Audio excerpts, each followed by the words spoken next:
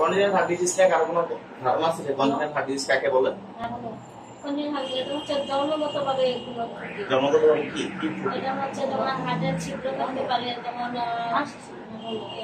রক্ত ধমনী আর কি, রক্ত ধমনী যে আপনি বলতে পারবেন কাকে বলে? না না বলতে পারি। আপনি জানেন জন্মগত হৃদরোগ কাকে বলে বা কনজেনিটাল হার্ট ডিজিজ? জানি না, মানে হচ্ছে হাড়ে কোনো ডিফেক্ট থাকে না। হ্যাঁ, কোন কোন জায়গায় ডিফেক্ট গুলো থাকে বলতো? পালমোনারিতে থাকতে পারে, ফুসফুসে থাকতে পারে, ফুসফুসে পালমোনারিতে থাকতে পারে, আর্টারিতে থাকতে পারে। তারপর হচ্ছে আপনার আর না আচ্ছা, আমরা যদি কনজেনিটাল হার্ট ডিজিজ বা সিএইচডি বলি, তাই না? Congenital heart disease, congenital heart disease মূলত জন্মগত অ্যানোমেলিস, জন্মগত অ্যানোমেলিস মানে একদমই অ্যানাটমিক্যাল ম্যালফরমেশন বলতে পারি আমরা, যে জন্মগতভাবে যে হার্টের যে আমাদের যে নরমালি অ্যানাটমি আছে, হার্টের যে অ্যানাটমি, সেই অ্যানাটমিটা যদি জন্মগতভাবে কারো ডিফেক্ট থাকে, জন্মগতভাবে যদি কারো ডিফেক্ট থাকে, তখন তাকে বলা হয় কনজেনিটাল হার্ট ডিজিজ। ঠিক আছে, জন্মগতভাবে ডিফেক্ট এটা। ঠিক আছে, আচ্ছা, এই জন্মগত ডিফেক্টটা আমরা নরমালি 0.8% বাচ্চার মধ্যে পাই। 0.8%, নরমালি 0.8% বাচ্চার জন্মগত হৃদরোগ থাকতেই পারে। জন্মগত হৃদরোগ 0.8%, তার মানে কি শতকরা কত পার্সেন্ট হলো? 0.8%। 100 মধ্যে না, 1000 জনের মধ্যে 8 জন, 1000 জনের মধ্যে 8 জনের এই প্রবলেমটা থাকতে পারে। ঠিক আছে, এই প্রবলেমটা মূলত হার্ট ছাড়াও রক্তনালীর মধ্যে হতে পারে। হার্টের যে মেজর ভেসেল গুলো আছে, যেমন আছে আপনার পালমোনারি ট্রাঙ্ক, অ্যাওর্টা, হ্যাঁ, এইসব জায়গাগুলোর মধ্যে এই প্রবলেমটা থাকতে পারে। ঠিক আছে, তার মানে কি দাঁড়ালো? এটা হচ্ছে একটা অ্যানাটমিক্যাল ম্যালফরমেশন। অ্যানাটমিক্যাল মানে কি? যে আপনার আমাদের যে গঠন আছে, সেই গঠনগত অ্যাবনরমালিটি, গঠনগত ত্রুটি, যে ত্রুটিটা কোথায় হতে পারে? হার্টে এবং রক্তনালীতে। হার্টে যে রক্তনালী গুলো আছে, যে গ্রেড ভেসেল গুলো আছে, সেই গ্রেড ভেসেল গুলোর মধ্যে যদি কোন রকমের ত্রুটি ডেভেলপ করে, তখন আমরা তাকে বলি কনজেনিটাল হার্ট ডিজিজ অথবা কনজেনিটাল হার্ট ডিফেক্ট। ক্লিয়ার? আচ্ছা, কি কি কারণে কনজেনিটাল হার্ট ডিজিজ হয় এগুলো আমরা একটু জানার চেষ্টা করি। যেমন কমনলি একটা ভাইরাস খুব বেশি পরিমাণ দায়ী কনজেনিটাল হার্ট ডিজিজের জন্য, সেটাকে আমরা বলি রুবেলা। কি বলা হয়? রুবেলা। রুবেলা, হ্যাঁ, রুবেলা ভাইরাস যদি প্রেগন্যান্সি পিরিয়ডে কোনো ওমেনের রুবেলা থাকে, তার বাচ্চার কনজেনিটাল হার্ট ডিজিজ হওয়ার সম্ভাবনা অনেক বেশি। ঠিক আছে, সেজন্য কিন্তু এখন গভর্নমেন্ট কিন্তু ইমিউনাইজেশন করে রুবেলার এগেইনস্টে, তাই না? ভ্যাকসিন দেয়, তাই না? দেখবেন যে জার্মান মিজেলস এবং রুবেলার জন্য কিন্তু প্রচুর পরিমাণে ভ্যাকসিনেশন করা হয়, যে যারা ইয়াং অ্যাডাল্ট যারা থাকে, তাই না? পিউবার্টির পরে কিন্তু অনেক বেশি পরিমাণ দেওয়া হয়, হ্যাঁ, যে হাম রুবেলার জন্য প্রচুর পরিমাণে ভ্যাকসিনেশন করা, ইমিউনাইজেশন করা হয়।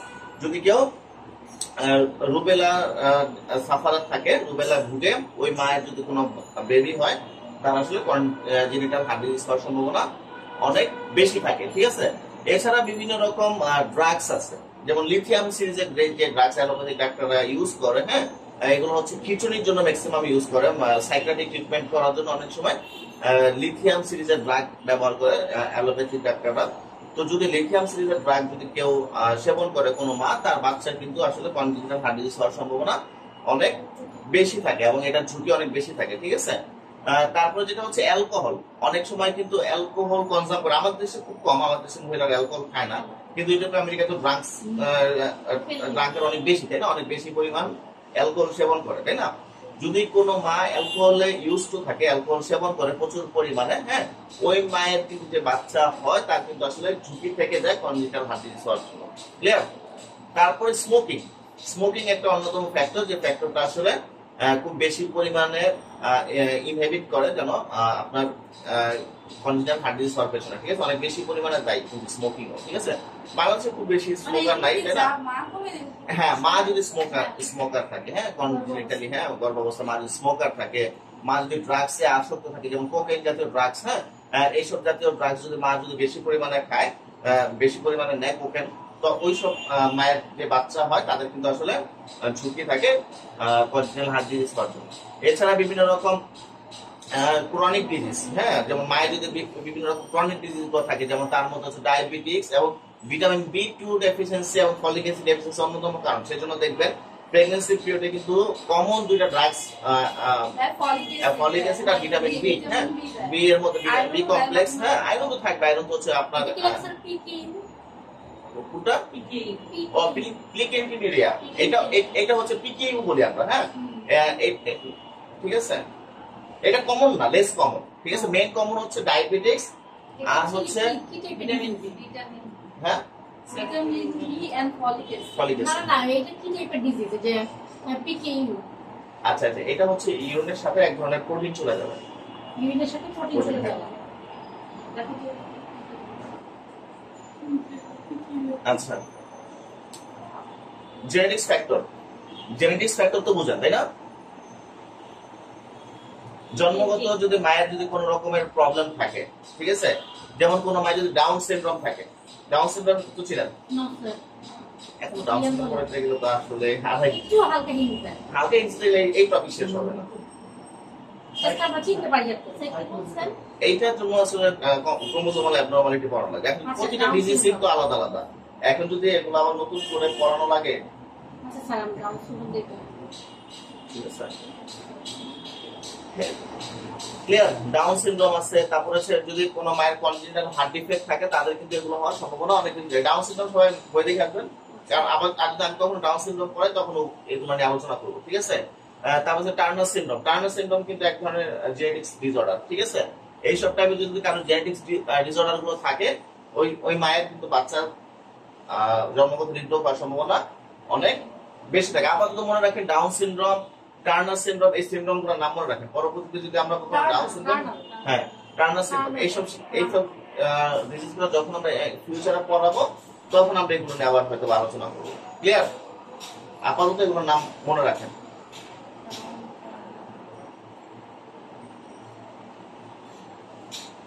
আচ্ছা, classification of congenital heart disease. Congenital heart disease আসলে দুই ভাবে ক্লাসিফিকেশন করা হয়, দুইটা ভাবে ক্লাসিফিকেশন করে, একটা হচ্ছে এসাইনোটিক আর হচ্ছে সাইনোটিক। সাইনোটিক আর এসাইনোটিক এর মধ্যে ডিফারেন্স জানেন কাকে বলে?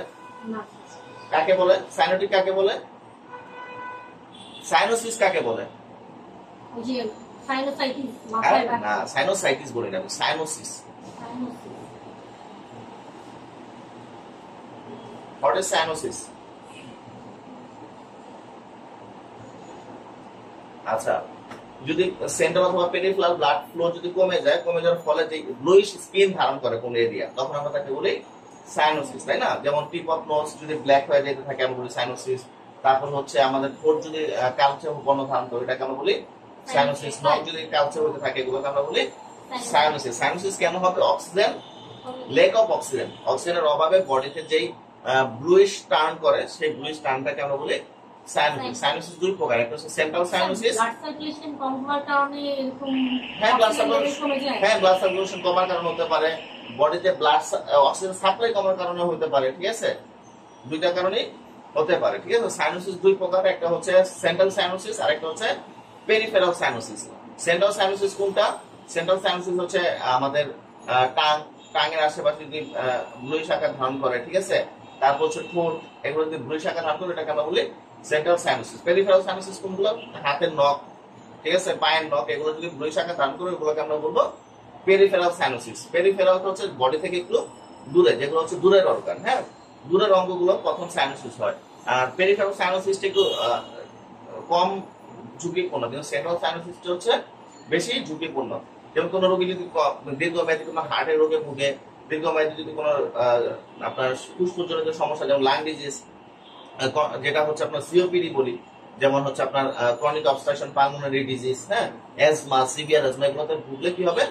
সেন্ট্রাল সাইনোসিস ডেভেলপ করবে, মানে একদম অনেকদিন যাবত ভুগতেছে বিদায়, হ্যাঁ, অনেকদিন যাবত ভুগতেছে এই বিদায় তার কি হবে? সেন্ট্রাল সাইনোসিস ডেভেলপ করবে। আর পেরিফেরাল সাইনোসিস গুলো হচ্ছে যেমন মনে করেন হঠাৎ করে নিউমোনিয়া ডেভেলপ করছে, সার্টেন অ্যাটাক, হ্যাঁ, এইসব অবস্থা দেখা যাচ্ছে যে পেরিফেরাল সাইনোসিস অনেক সময় ডেভেলপ করবে, ক্লিয়ার? আচ্ছা, এখানে এ সাইনোটিক আর সাইনোটিক মানে কি? এ সাইনোটিক তো হচ্ছে যে আমার বডিতে যদি কোনো ভাবে অক্সিজেনের অভাব দেখা দেয়, ওইটা হবে সাইনোটিক। আর যদি অক্সিজেন নরমাল থাকে তখন ওটা হবে এ সাইনোটিক, মানে অ্যাবসেন্স অফ সাইনোটিক আর absence of presence of cyanosis is called cyanotic, clear? যদি সিএস প্রেজেন্ট থাকে ওটাকে বলবো সাইনোটিক, আর যদি সাইনোসিস অ্যাবসেন্স থাকে ওটাকে বলবো এসাইনোটিক। ক্লিয়ার? আচ্ছা, এসাইনোটিক গুলো কখন কখন বেশি দেখা যায় দেখেন তো। আপনারা কি ফিটাল সার্কুলেশনটা পড়ে আসছেন আজকে? আপনি যে মেসেজে বলছেন আমি তো এটা পড়াবো, ফিটাল এই জন্য তো বলছি ফিটাল সার্কুলেশন পড়ে আসতে। কেউই পড়েন না ফিটাল সার্কুলেশন? কি পড়াইতেছে বুঝবো না। দেখেন তো ফিটাল সার্কুলেশনটা কি, বই বের করেন, বই বের করে আমার ইংলিশে উত্তর দেন। ফিটাল সার্কুলেশন কাকে বলে?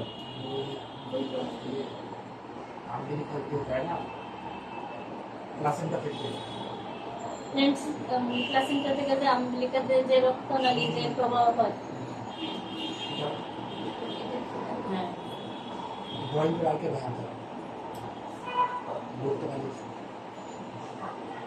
বন্ধ করে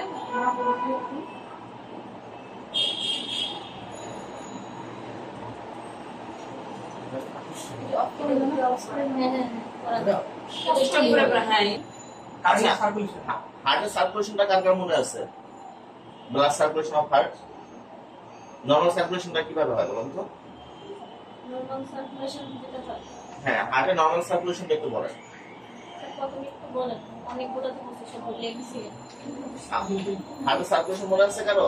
আপনি বলতে পারবেন? আপনি কি ঘটে আমাদের বডিতে, সার্কুলেশনটা কিভাবে হয়? প্রথম কি সুপিরিয়র ভেনা কাভা আর ইনফেরিয়র ভেনা কাভা দিয়ে রক্তটা কোথায় আসে? রাইট হেড, হ্যাঁ, রাইট এট্রিয়ামে। দেখেন এই যে খেয়াল করেন, এটা হচ্ছে আমার সুপিরিয়র ভেনা কাভা আর এটা হচ্ছে আমার inferior vena CAVA. Superior vena CAVA এবং ইনফিরিয়র ভেনা কাভা দিয়ে আমাদের বডির যত ডিঅক্সিজেনেটেড ব্লাড মানে কার্বন ডাই অক্সাইড যুক্ত ব্লাড, এই রক্তগুলো কোথায় আসে? রাইট এট্রিয়ামের মধ্যে আসে, তাই না? রাইট এট্রিয়াম থেকে এখানে একটা বাল্ব ক্রস করে, বাল্বটার নাম হচ্ছে ট্রাইকাসপিড। ট্রাইকাসপিড বাল্ব ক্রস করে, ট্রাইকাসপিড বাল্ব ক্রস করে কোথায় আসে? Right ventricle. রাইট ভেন্ট্রিকল থেকে পালমোনারি আর্টারি, ঠিক আছে? পালমোনারি আর্টারির মাধ্যমে দুই লাংসে চলে যায়। দুইটা পালমোনারি আর্টারির মাধ্যমে, প্রথম পালমোনারি ট্রাঙ্ক, তারপর হচ্ছে পালমোনারি আর্টারি। এই দুই পালমোনারি আর্টারির মাধ্যমে দুই লাংসের মধ্যে রক্তটা চলে যায়, ঠিক আছে? এই রক্ত দুই লাংসে যায় কেন? রক্তটা লাংসে যায় কেন বলুন তো? কি হওয়ার জন্য? লাংসে যে কি হয় রক্তটা, কি ব্লাড ছিল এখানে আমার? কার্বন ডাইঅক্সাইড, কার্বন ডাইঅক্সাইড যুক্ত রক্ত ছিল, তাই না? যখন সেটা লাংসে গেল, লাংসে গিয়ে কি হবে বলুন তো? অক্সিজেন যুক্ত রক্ত, তাই না? কার্বনটাকে ছেড়ে দিবে, অক্সিজেনটাকে গ্রহণ করবে। অক্সিজেনটা গ্রহণ করে সে কি করবে? সে নতুন করে আবার হার্টের মধ্যে প্রবেশ করবে। কিভাবে প্রবেশ করবে? চারটা পালমোনারি ভেইনের মাধ্যমে। চারটা পালমোনারি ভেইনের মাধ্যমে সে কি করবে? হার্টের লেফট এট্রিয়ামের মধ্যে প্রবেশ করবে, তাই না? লেফট এট্রিয়াম থেকে, এই যে এটা হচ্ছে আমার লেফট এট্রিয়াম, তাই না? লেফট এট্রিয়াম থেকে এখানে বাইকাসপিড বাল্ব ক্রস করে লেফট ভেন্ট্রিকল আসবে। এই লেফট ভেন্ট্রিকল থেকে এইখানে যে আমার এওরটা আছে, এটাকে বলা হয়, হ্যাঁ, এওরটা। এই এওরটার মাধ্যমে কোথায় যাবে? সারা শরীরে চলে যাবে। এওরটাতে ঢোকার আগে এখানে কি করবে? এখানে একটা বাল্ব আছে, বাল্বের নাম হচ্ছে এওরটিক বাল্ব। এই এওরটিক বাল্বের মাধ্যমে এই এওরটা হয়ে পুরো বডিতে রক্তটা সঞ্চালিত হবে, তাই না? এই এওরটার এই অংশটাকে কি বলা হয়? এটাকে বলা হয় ব্রাঞ্চ আর্চ অফ এওরটা। ভুলে গেছে সবাই, আর্চ অফ এওরটা, তাই না? Arch of aorta. Arch of এওরটার ব্রাঞ্চ কয়টা? তিনটা। কি কি? এটা হচ্ছে, এটাকে কি বলা হয়? Left common, left common left coronary. Left, এটা কি কমন ক্যারোটিড আর্টারি হবে? এটা না না, এই পাশটা কমন হবে।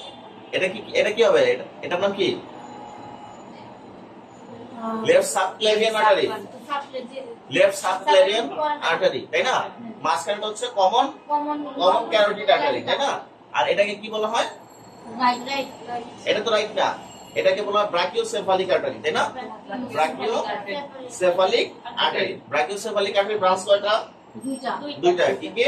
এটা হচ্ছে রাইট কমন করোনারি আর্টারি আর কমন করোনারি না তো, right common carotid artery. Right common carotid artery যেটা সোজাসুজি ব্রেনের দিকে চলে গেছে, তাই না? সেটাকে বলা হয় কমন ক্যারোটিড আর্টারি। আর যেটা হাতের দিকে চলে আসে সেটাকে কি বলা হয়? Right subclavian artery. ক্লিয়ার? এই হচ্ছে আমার হার্টের নরমাল সার্কুলেশন। আমি আবার বলি, প্রথম সুপিরিয়র ভেনা কাভা এবং ইনফিরিয়র ভেনা কাভা দিয়ে রাইট এট্রিয়ামে ব্লাডটা প্রবেশ করে, রাইট অ্যাট্রিয়াম থেকে মাধ্যমে ট্রাইকাসিড ভালভ ক্রস করে কোথায় নামে? Right ventricle. রাইট ভেন্ট্রিকল থেকে পালমোনারি ট্রাঙ্ক হয়ে দুই লাংসে চলে যায়, ঠিক আছে? পালমোনারি ট্রাঙ্কের ভিতরে একটা ভালভ থাকে, ওটাকে বলা হয় পালমোনারি ভালভ। এই পালমোনারি ট্রাঙ্ক হয়ে পালমোনারি আর্টারির মাধ্যমে দুই লাংসে ব্লাডটা চলে যায়। এটা কি ব্লাড ছিল?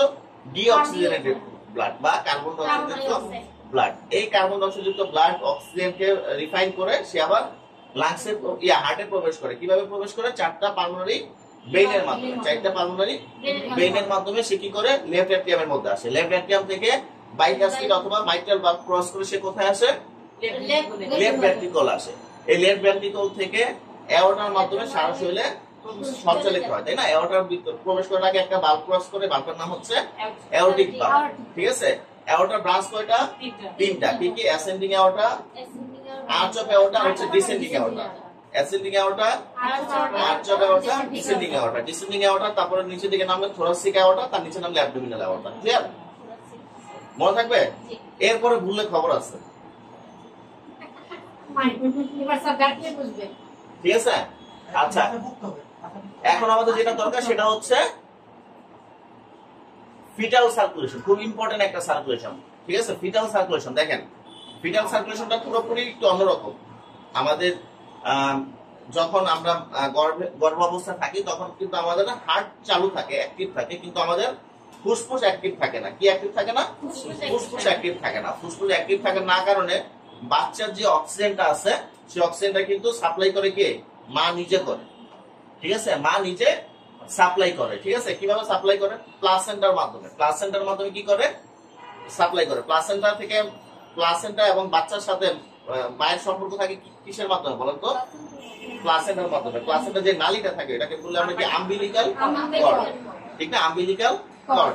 সেই আম্বিলিকাল কর্ডের মাধ্যমে কি করে? মা বাচ্চাকে সব পুষ্টি এবং nutrients, gas, oxygen, carbon dioxide exchange করে, সবকিছু করে সে প্লাসেন্টার যে নালী আছে সেই নালীর মাধ্যমে। প্লাসেন্টাল বেইন এবং প্লাসেন্টাল ইউট্রাইন বেইন এবং ইউট্রাইন আর্টারির মাধ্যমে, যেটা হচ্ছে আমরা বলি যে আম্বিলিকাল আর্টারি এবং আম্বিলিকাল বেইন। হ্যাঁ, আম্বিলিকাল আর্টারি এবং আম্বিলিকাল বেইন, এগুলোর মাধ্যমে কি করে? মা বাচ্চাকে পুষ্টি থেকে শুরু করে, অক্সিজেন থেকে শুরু করে, কার্বন ডাই অক্সাইড এক্সচেঞ্জ করে, সবকিছু করে এই দুই নালীর মাধ্যমে। কি কি নালী? দুটার নাম কি?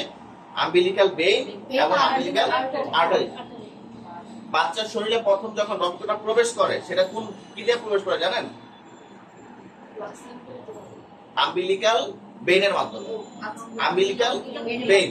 দেখেন, এখানে বেইন হওয়া সত্ত্বেও কিন্তু অক্সিজেন যুক্ত রক্ত বহন করতেছে। বেইনের বৈশিষ্ট্য কি ছিল? বেইনের বৈশিষ্ট্য নরমালি কি থাকে? কার্বন ডাই অক্সাইড বহন করা, তাই না? কিন্তু এখানে বেইন হওয়া সত্ত্বেও সে কি করতেছে? অক্সিজেন যুক্ত রক্ত বহন করতেছে। কেন? বেইনের সংজ্ঞাটা কি তাহলে? বেইনের সংজ্ঞাটা হচ্ছে যে সকল নালী হার্ট থেকে উৎপন্ন হয়ে শরীরে রক্ত নিয়ে আসে তাকে বলা হয় বেইন। হার্ট থেকে উৎপন্ন হয়ে শরীরে নিয়ে আসে তাকে বলা হয় বেইন। আর যে শরীর থেকে হার্টে নিয়ে যায় তাকে কি বলা হয়? আর্টারি। মনে থাকবে, শরীর থেকে রক্ত যে হার্টে নিয়ে আসে তাকে বলা হয় আর্টারি, আর হার্ট থেকে রক্ত যে দেহে নিয়ে আসে তাকে কি বলা হয়? বেইন। মনে থাকবে? যেহেতু এখানে আম্বিলিকাল বেইন থেকে রক্তটা আস্তে আস্তে হার্টের মধ্যে প্রবেশ করতেছে, উপরের দিকে যাবে, সেহেতু এটা বেইন, ঠিক আছে? আবার যখন হার্ট থেকে বের হয়ে আসবে তখন সেটা হবে কি? আর্টারি। হার্ট থেকে যখন বের হয়ে আসে তখন এটাকে কি বলবো আমরা? আর্টারি। আর যে হার্টের দিকে রক্ত নিয়ে যায় তাকে বলা হবে বেইন। প্রথম হচ্ছে প্লাসেন্টা। প্লাসেন্টা থেকে রক্তটা কি করে? আম্বিলিকাল বেইন হয়ে, ঠিক আছে, ডাক্টাস ভেনাস নামক একটা এরিয়া আছে আমাদের হার্টের ফিটাল সার্কুলেশন যখন দেখবেন আপনি দেখবেন ডাক্টাস ভেনাস নামে একটা জায়গা আছে, সেই ডাক্টাস ভেনাসের মধ্যে প্রবেশ করে প্রথম রক্তটা। খেয়াল করেন, প্রথম আম্বিলিকাল বেইন, তারপর হচ্ছে ডাক্টাস ভেনোসাস, এই জায়গার মধ্যে প্রবেশ করে। ডাক্টাস ভেনোসাস মানে আম্বিলিকাল বেইন হচ্ছে আম্বিলিকাস পর্যন্ত। খেয়াল করেন, মানে নালীটা পর্যন্ত। যখন সেটা বাচ্চার দেহের মধ্যে প্রবেশ করে তখন এটা কোথায় যায়? ডাক্টাস বেইনের মধ্যে চলে যায়। কোথায় যায়? ডাক্টাস বেইন। নালী থেকে যখন তার শরীরের ভিতর ঢুকে গেল, প্রথম ছিল নালীতে, তাই না? নালী পর্যন্ত হচ্ছে আম্বিলিকাল বেইন। নালী থেকে এই যে নাভি হয়ে তার বাচ্চার ভিতর যখন ঢুকে তখন এটা কোন নালীতে ঢুকবে? ডাক্টাস বেইনের মাধ্যমে ঢুকে। ডাক্টাস বেইন থেকে সে ইনফেরিয়র ভেনা কাভার মধ্যে ঢুকে যায়। কোথায় ঢুকে? ইনফেরিয়র ভেনা কাভা, তাই না? আমাদের যে inferior vena CAVA, normal circulation আমরা পড়ছি ইনফেরিয়র ভেনা কাভা, মনে আছে? ইনফেরিয়র ভেনা কাভা থেকে কোথায় যাবে? রাইট অ্যাট্রিয়ামে যাবে, ঠিক আছে? ইনফেরিয়র ভেনা কাভা থেকে কোথায় যায়? রাইট অ্যাট্রিয়ামে যাবে, ঠিক আছে? রাইট অ্যাট্রিয়াম থেকে নরমাল সার্কুলেশন অনুযায়ী কোথায় যাওয়ার কথা ছিল বলতো? রাইট ভেন্ট্রিকল, যেটা আমাদের বড়দের হয়, তাই না? Right ventricle. রাইট ভেন্ট্রিকল থেকে কোথায় যায়?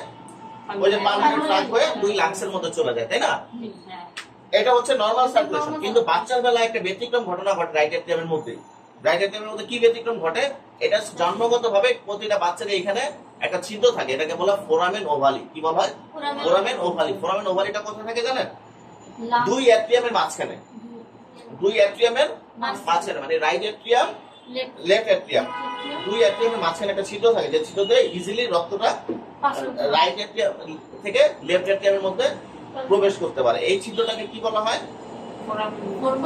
Foramen ovale. বড়দের ক্ষেত্রে কিন্তু এরকম কোনো ছিদ্র নাই। আমরা বড়দেরটা দেখি, এই যে দেখেন বড়দের এখানে কোনো ছিদ্র নাই, ঠিক আছে? কিন্তু বাচ্চাদের ক্ষেত্রে এই রাইট এট্রিয়াম এবং লেফট এট্রিয়ামের মাঝখানে একটা ছিদ্র থাকে, ওই ছিদ্রটাকে বলা হয় ফোরামেন ওভালি।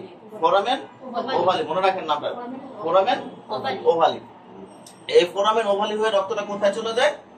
মানে লেফট এট্রিয়ামে চলে যায়, ঠিক আছে? দেখেন এই জায়গায় কিন্তু একটা অ্যাবনর্মাল ঘটনা ঘটলো, তাই না? যেটা হচ্ছে নরমালি আমাদের কোথায় কোথায় যাওয়ার কথা ছিল? নরমালি হচ্ছে এই জায়গা থেকে এইভাবে যাওয়ার কথা ছিল, তাই না? সব বাচ্চাদের ক্ষেত্রে এটা হচ্ছে ফিটাল সার্কুলেশন কমন। জন্মের পর এটা আস্তে আস্তে রিপেয়ার হয়ে যায়। যখন রিপেয়ার না হয় তখন আমরা বলি জন্মগত ত্রুটি, ঠিক আছে? আচ্ছা, এটা কি দাঁড়ালো? যে আপনার ফোরামেন ওভালি, ফোরামেন ওভালি থেকে কোথায় যায়? Left atrium. লেফট এট্রিয়াম থেকে আবার লেফট ভেন্ট্রিকল, যেহেতু ওই জায়গায় ওই সার্কুলেশনটা ওর মতো চলে, ঠিক আছে? লেফট ভেন্ট্রিকল, লেফট ভেন্ট্রিকল থেকে অ্যাওর্টায় চলে যায়, ঠিক আছে? খেয়াল করেন ব্যাপারটা। আচ্ছা, আর এইখানে আবার নরমালি যখন আমাদের কোথায় যায়? যে রাইট ভেন্ট্রিকল থেকে পালমোনারি ট্রাঙ্ক, তারপর লাংস, তাই না? লাংস থেকে তারপর আবার কি হয়? পালমোনারি ভেনের মাধ্যমে আবার এট্রিয়ামের মধ্যে আসে কিন্তু, তাই না? নরমালি তো এইভাবে আসে। খেয়াল করছেন ব্যাপারটা? নরমালি ভাবে আসে না? আচ্ছা, হ্যাঁ, বাচ্চাদের বেলায় ছিদ্র থাকার, ফোরামেন ওভালি থাকার কারণে সে এইভাবে চলে আসতো, তাই না? এখানে কিছু রক্ত এভাবে আসে, মানে ওর নরমাল সার্কুলেশনটাও থাকে, পাশাপাশি একটা ওই যে ওভালের মাধ্যমে একটা সার্কুলেশন থাকে, এটাকে বাই সার্কুলেশন বলতে পারি, আমরা বাইপাস সার্কুলেশন বলতে পারি, ঠিক আছে? এখন আরেকটা জিনিস খেয়াল করেন, আমাদের কিন্তু যখন পালমোনারি ট্রাঙ্কে যায়, পালমোনারি ট্রাঙ্ক থেকে কোথায় চলে যায় রক্তটা? লাংসে, তাই না? পালমোনারি ট্রাঙ্ক থেকে লাংসে যায় না? বাচ্চাদের ক্ষেত্রে কি হয়? পালমোনারি ট্রাঙ্ক থেকে কিছু রক্ত আবার একটা অ্যাবনর্মাল কানেকশন থাকে এখানে। এই তো আমার অ্যাওর্টা আর পালমোনারি ট্রাঙ্ক খুব ক্লোজ না, এই জায়গার মধ্যে, এই জায়গার মধ্যে একটা কানেকশন থাকে অ্যাবনর্মাল, মানে অ্যাওর্টা এবং পালমোনারি ট্রাঙ্কের মাধ্যমে একটা কানেকশন হয়ে যায়, একটা অ্যাবনর্মাল কানেকশন হয়ে যায়, থাকে। এটা অ্যাবনর্মাল কানেকশন থাকে কিসের মাধ্যমে? পালমোনারি ট্রাঙ্ক আর অ্যাওর্টার মধ্যে একটা কানেকশন থাকে, ঠিক আছে? এই কানেকশনটাকে আমরা বলি ডাক্টাস আর্টেরিওসাস। কি বলি? Ductus arteriosus. কি বলা হয়? Ductus arteriosus. আমি যদি এখন প্রশ্ন করি ডাক্টাস আর্টেরিওসাস মানে কি? পালমোনারি ট্রাঙ্ক বা পালমোনারি ট্রাঙ্কের সাথে যদি আমাদের অ্যাওর্টার একটা কানেকশন, পালমোনারি ট্রাঙ্ক এবং অ্যাওর্টার মধ্যে একটা যে কানেকশন করছে তাকে কি বলা হয়? Ductus arteriosus. তার মানে কি? যখন পালমোনারি ট্রাঙ্কের মধ্যে রক্তটা ঢুকে, সেই রক্তটা কিছু লিক করে কোথায় চলে যায়? ডাক্টাস আর্টেরিওসাসের মাধ্যমে কোথায় চলে আসবে? অ্যাওর্টার মাধ্যমে চলে আসবে। তার মানে কি? সে আর হাতে ঢোকার দরকারই পড়ে না, কিছু রক্ত ওই নালী দিয়ে শরীরের মধ্যে চলে আসে। বুঝতে পারছেন? মানে ভেন্ট্রিকল থেকে, লেফট ভেন্ট্রিকল থেকে রক্ত তো বের হয়ে তারপর শরীরে আসে, আর ওইটা কি করে? যে রাইট ভেন্ট্রিকল থেকে কি করে? ওই যে পালমোনারি আর্টারি ক্রস করে ডাক্টাস আর্টেরিওসাসের মাধ্যমে সে সরাসরি মানে ইয়ে চলে গেছে, অ্যাওর্টাতে চলে আসে। অ্যাওর্টাতে হয়ে মানে সে পরে বডিতে নামে, ঠিক আছে? অ্যাওর্টা থেকে তারপর সে সরাসরি সিস্টেমিক সার্কুলেশন চলে আসে, দেখছেন? অ্যাওর্টা থেকে সে সরাসরি সিস্টেমিক সার্কুলেশনে চলে আসে, সিস্টেমিক সার্কুলেশন থেকে আম্বালিকাস আর্টারি আবার প্লাসেন্টায় যায়। এইভাবে চক্রটা ঘুরতে থাকে। খুব কঠিন, হ্যাঁ? কোন জায়গাটা বুঝেন না আমাকে বলেন, আমি আবার একটু চেষ্টা করে বুঝাই দেওয়ার। ফিটাল সার্কুলেশনটা কি বুঝেন নাই? আচ্ছা, আমি আবার বলি। আম্বিলিকাল ভেইনের মাধ্যমে প্রথম ডাক্টাস আর্টেরিওসাসের মাধ্যমে কোথায় যায়? Inferior vena CAVA. Inferior vena CAVA থেকে নরমাল রুটস, যে আমাদের নরমাল যে বড়দের হার্টের যে সার্কুলেশন, সেই সার্কুলেশন অনুযায়ী সে কোথায় যায়? রাইট এট্রিয়ামের মধ্যে যায়। হ্যাঁ, রাইট এট্রিয়াম থেকে নরমাল যে সার্কুলেশন সেটা চলতেই থাকে। হ্যাঁ, নরমাল সার্কুলেশন বাদে এর মধ্যে একটা অ্যাবনর্মাল সার্কুলেশন হয়। কিভাবে? ফোরামেন ওভালির মাধ্যমে। ফোরামেন ওভালিতে সে কি করে? লেফট এট্রিয়ামের মধ্যে চলে আসে। লেফট এট্রিয়াম থেকে লেফট ভেন্ট্রিকল, লেফট ভেন্ট্রিকল থেকে অ্যাওর্টা, আমরা যেটা জানি আর কি, তাই না? এই প্রসেসটা এখানে ঘটতে থাকে, কিন্তু জাস্ট ফোরামেন ওভালি ক্রস করে সে এক ধাপ আগায় যায়। মানে যার ঘুরে আসার কথা ছিল সে না ঘুরে আসে, ফোরামেন ওভালির মাধ্যমে সে এক ধাপ আগায় গেল, ঠিক আছে? অপরদিকে আরেকটা কাজ চলে কোথায়, সেটা হচ্ছে পালমোনারি ট্রাঙ্কের মাধ্যমে। পালমোনারি ট্রাঙ্ক এবং অ্যাওর্টার মাধ্যমে একটা অ্যাবনরমাল কানেকশন থাকে, যেটাকে আমরা বলি ডাক্টাস আর্টেরিওসাস। সেই ডাক্টাস আর্টেরিওসাসের মাধ্যমে সে কি করে, পালমোনারি ট্রাঙ্ক থেকে সরাসরি অ্যাওর্টার মধ্যে চলে আসে। যেখানে তার হওয়ার কথা ছিল যে অ্যাট্রিয়াম থেকে রাইট অ্যাট্রিয়াম, প্রথম লেফট অ্যাট্রিয়াম, তারপর রাইট অ্যাট্রিয়াম, তারপরে পালমোনারি ট্রাঙ্ক, লাংস, তারপর পালমোনারি ভেইন হয়ে অ্যাট্রিয়াম, তারপর লেফট ভেন্ট্রিকল, তারপরে অ্যাওর্টাতে যাওয়ার কথা ছিল, কিন্তু সেটা না ক্রস করে একটা ধাপে সে সামনের দিকে চলে আসে। ঠিক আছে, সামনের দিকে চলে আসে, তারপর হচ্ছে সিস্টেমিক সার্কুলেশনে চলে আসে, তারপর আমবিলিকাল আর্টারি হয়ে আবার মায়ের প্লাসেন্টার দিকে প্রবেশ করে। এই জন্য তো হার্টবিট বেশি দেখায়। বাচ্চাদের হার্টবিট নরমালি বেশি থাকে আর কি। হ্যাঁ, এই জন্য ক্লিয়ার। দেখেন আমাদের সার্কুলেশনটা একটা সিস্টেমে, তাই না? জি। আর বাচ্চার দুইটা নরমালিটি থাকে বিদায় ওইখানে দুইটা ফিটাল সার্কুলেশন আরো দুইটা ধাপ বেশি হয়। বুঝতে পারছেন? জি। আমাদেরটা তো একটা ধাপে হচ্ছে, তাই না? আর ওদেরটা দুইটা ধাপে হয়, আর দুইটা ধাপ বেশি থাকে। দুইটা ধাপ কি কি বেশি? একটা হচ্ছে পালমোনারি ট্রাঙ্ক হয়ে ডাক্টাস অ্যাওর্টার মাধ্যমে সে অ্যাওর্টার মধ্যে চলে যায়, ডাক্টাস আর্টেরিওসাসের মাধ্যমে। আরেকটা হচ্ছে রাইট অ্যাট্রিয়াম থেকে ফোরামেন ওভালের মাধ্যমে চলে যায়। দুইভাবে আসে। ঠিক আছে, জি। ক্লিয়ার?